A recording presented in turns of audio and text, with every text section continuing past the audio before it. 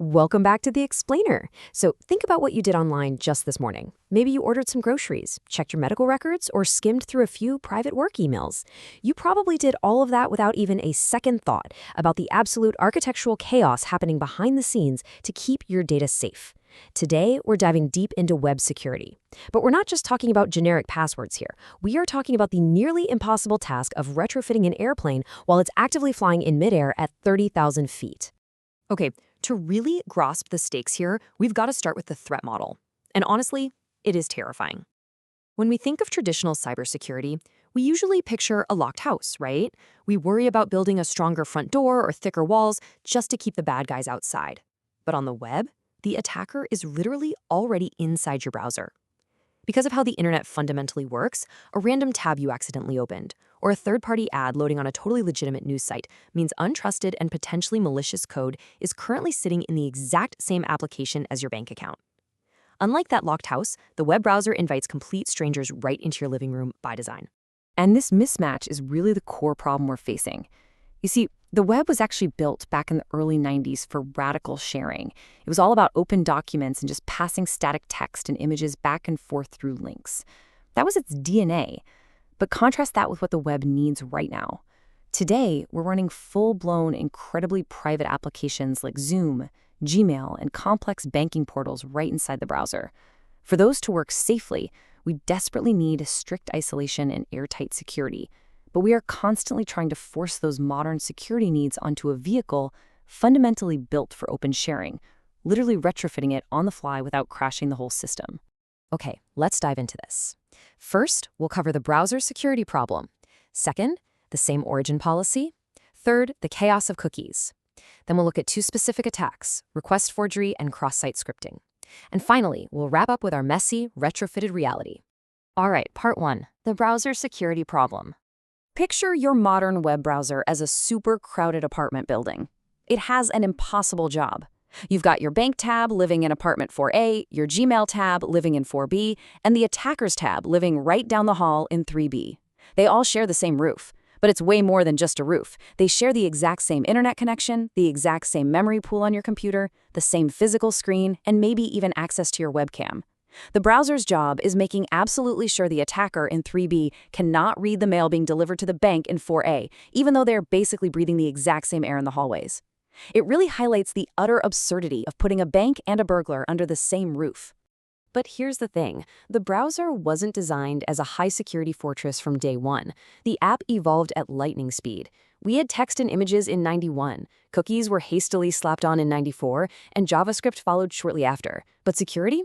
Well, security played a painfully slow game of catch-up. Take a crucial defense mechanism, like the Content Security Policy. It was proposed in 2004, but wasn't fully deployed as an internet standard until 2012. Why in the world did it take nearly a decade to deploy a single fix? Because making changes to the fundamental rules of the web risks breaking millions of existing websites. If a browser enforces a strict rule and suddenly a bunch of 90s-era blogs stop working, users don't blame the blog, they blame the browser, and they switch to a competitor. Moving on to part two, the same origin policy. So how does the browser actually try to keep all these tabs separated? So the crucial point is understanding what an origin actually is. It's a very specific combination of three things: the protocol, like HTTPS, the host name, like mail.google.com, and the port number, which is usually 443. If a web page tries to access a resource, the browser checks this exact triple. If the origin doesn't match perfectly, bam. The browser is supposed to slam the door shut and block access entirely. Even a tiny mismatch, like using HTTP instead of HTTPS, or a slightly different subdomain, means the browser steps in to keep your data isolated. Let's see what that actually looks like in practice. A script from A.com trying to access data from A.com? Totally allowed. But a script from A.com trying to access B.com? Blocked. Sounds like strict isolation, right? Well, actually scratch that. Because the web fundamentally needs to share, this shield has massive holes poked right through it. You can embed images from other origins, run scripts from third-party libraries, and link out to anywhere. And it kind of has to be this way, because if we couldn't embed images or load beautiful fonts from other servers, the visually stunning web we know today just wouldn't exist. The policy aims for strict isolation, but the web's very DNA makes it incredibly porous. Which brings us to part three, the chaos of cookies. Let's look at how things get really messy. I want you to imagine a scenario. What if attacker.com gives your browser a cookie, but tells your browser, hey, this cookie is valid for all .com sites? What happens? Well, if the browser accepts it, the attacker just executed a session fixation attack. They could trick your browser into logging your Google searches directly into the attacker's own Google account. The attacker doesn't just see your history, they practically become you in the eyes of the website. They can just sit back and watch your deepest, most private search history populate on their screen in real time. So, obviously, browsers realized they had to block cookies that claim to be for domains that are too big, like simply .com or .co.uk.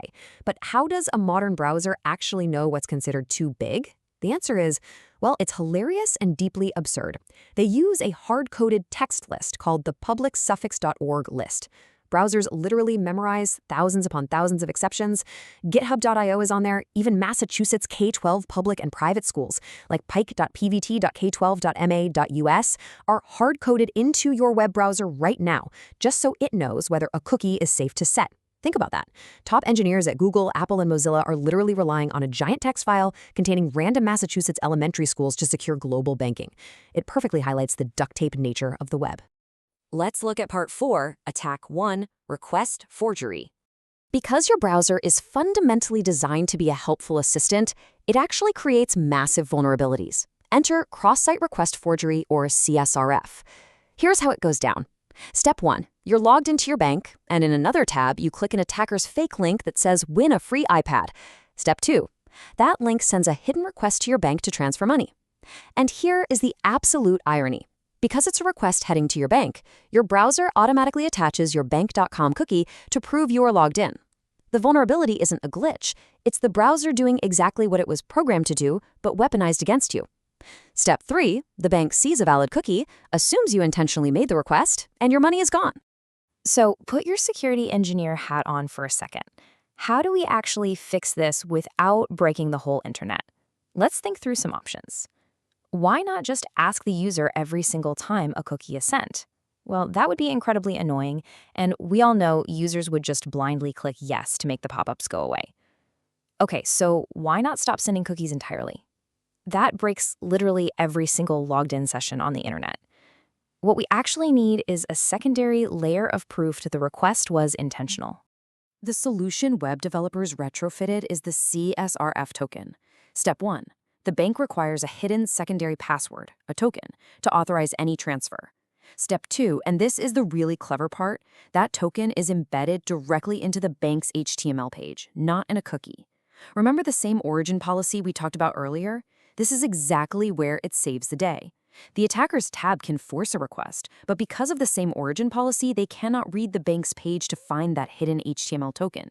Step 3, when the attacker forces a blind request, the browser sends the cookie, sure, but the attacker doesn't know the HTML token. The bank sees the missing token and rejects the transfer. It's super clunky, but it is an absolutely necessary, retrofitted lifeline. Now for Part 5, Attack 2, Cross-Site Scripting. Now what's really interesting is this powerful analogy from Nikolai Zeldovich.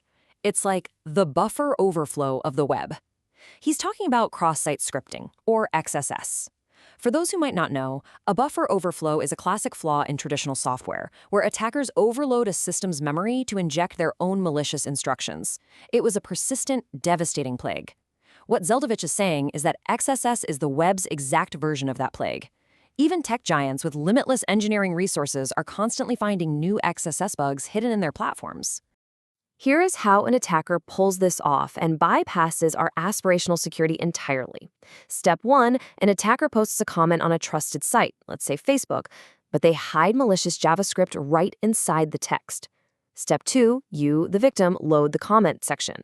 Step 3, Facebook's server unwittingly delivers the attacker's script as part of its own HTML. And this is why it works. The browser is essentially blind here. It looks at the server, says, hey, I trust Facebook, and runs whatever code it receives, completely unaware that Facebook unwittingly passed along the attacker's weapon. The malicious script runs right inside your tested session, bypassing the same origin policy completely because it's wearing a trusted disguise. It can now steal your data or act entirely on your behalf. Finally, Part 6. A messy, retrofitted reality. If we were building an application ecosystem from scratch today, like smartphone apps, we would build clean default isolation. Think about iOS or Android. Those apps are sandboxed from day one. Instagram absolutely cannot just peek into your banking app's memory to see what you're doing. But contrast that with the tangled web of a browser. The web is ruled by forced backwards compatibility. If Google Chrome implements a strict security feature that breaks a user's favorite website, the user doesn't blame the website, they blame Chrome, and they immediately switch to Firefox or Safari. Because of this, browsers are forced into a lowest common denominator security model. We can't just start over and build a clean sandbox. It is honestly a miraculous, precarious balancing act happening in your tabs right now. We took a system built for sharing static text, and we just strapped banking, video conferencing, and private messaging onto it in mid-air. Through the same origin policy, the duct tape of exceptionalists for cookies, and those hidden CSRF tokens, we've somehow managed to keep the plane flying. So I'll leave you with this provocative thought. In a world where radical sharing and strict isolation are fundamentally at odds, is your browser just a simple tool for viewing pages, or is it literally the most active battlefield in modern computing? Let us know what you think, keep learning, and I'll see you in the next explainer.